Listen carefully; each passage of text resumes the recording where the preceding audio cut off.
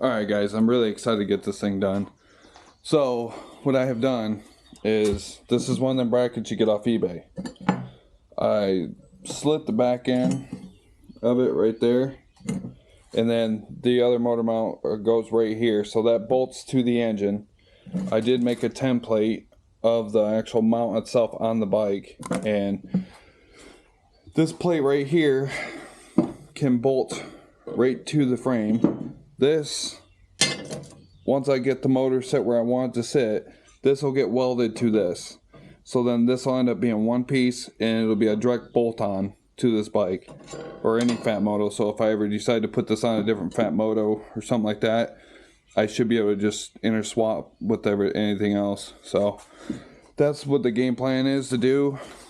And the other thing is, I was going to run the other exhaust, but because the motor is going to be so far offset, that I'm going to run the stock exhaust for right now, because I'm going to have to modify that exhaust to make it fit. And for right now, I just want to get this thing running and riding. And it don't look too bad with this muffler on it, and it seems to be a decent muffler. The head, I thought this was going to work, but it won't. It's a little bit too small. It's off the PK80, so I'm just going to end up eventually ordering another head for it. But for right now, like I said, I just want to get this thing on there, get it running, run some tanks through it, and then eventually I'll probably pull the jug back off. And I noticed there's, like, not very bad, but there's a couple spots where there's some edges on the intake and on the exhaust.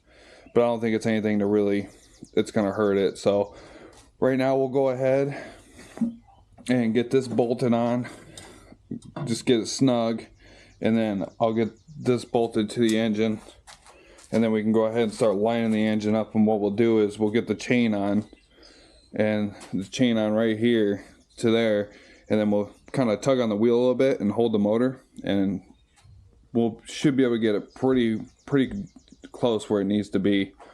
So we'll go ahead and start on that now.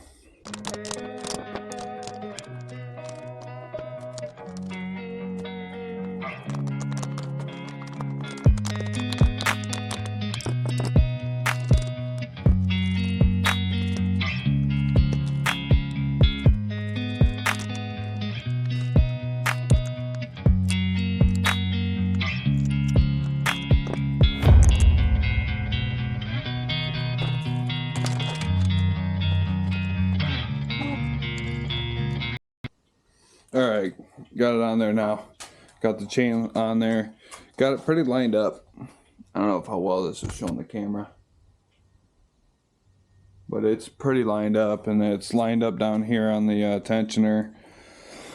And I was looking at the motor to make sure that it's not cockeyed or anything like that.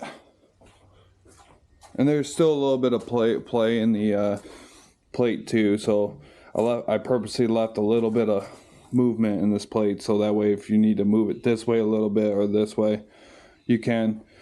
So I think we'll go ahead and we'll probably put a tack here and a tack here, and do the same thing on the other side so it doesn't move, and then take it back apart, clean everything, and then probably go ahead and just fully weld it up, and we can go ahead and bolt the motor on. And then from there, it's pretty simple. It's just get the throttle done, clutch done, just run a fuel line, and the kill switch and the coil. So it's pretty straightforward. Now that was the hardest part to figure out, was just how I wanted to mount it to this bike, and I didn't want to do any modifications to the bike itself. I wanted it to be something that was do with that. So we'll go ahead and I'll get that tacked up, welded up, and then we'll go ahead and start putting it together. Alright, got the new motor mount made. So this is how it ended up turning out. I think it turned out pretty good. So now we can go ahead and start bolting this thing up, and then we'll get the motor on. And then I think I'll have enough time today to at least get the motor on and bolted on. The chain I got to figure out, because the chain's a little bit longer than what the chain came with. So I'll have to dig through some chains to see what I have. But we'll go ahead and get that bolted up, and then the next video will be getting the throttle, everything hooked up and first startup and get this thing going.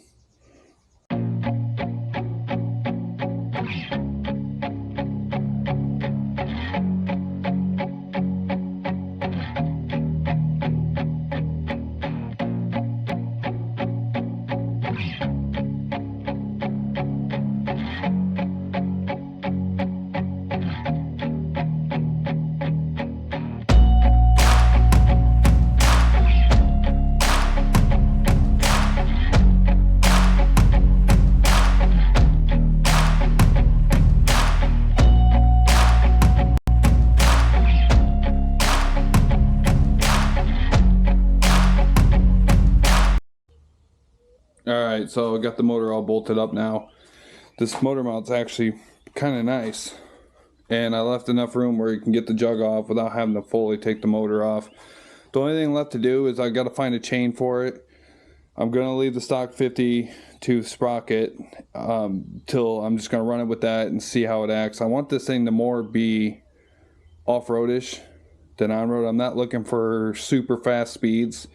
I like to be around 40. I don't really need to go any faster than 40. But the main thing is if I can ride this thing down in the trails I'm making down at the property, or if we go find other trails to be able to ride this thing into. The motor's actually not offset that bad, what I thought it was going to be.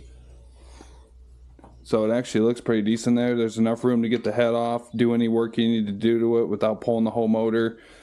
So the only thing we need to do is just the clutch, carburetor, the throttle cable, and the kill switch, and this thing's ready to go.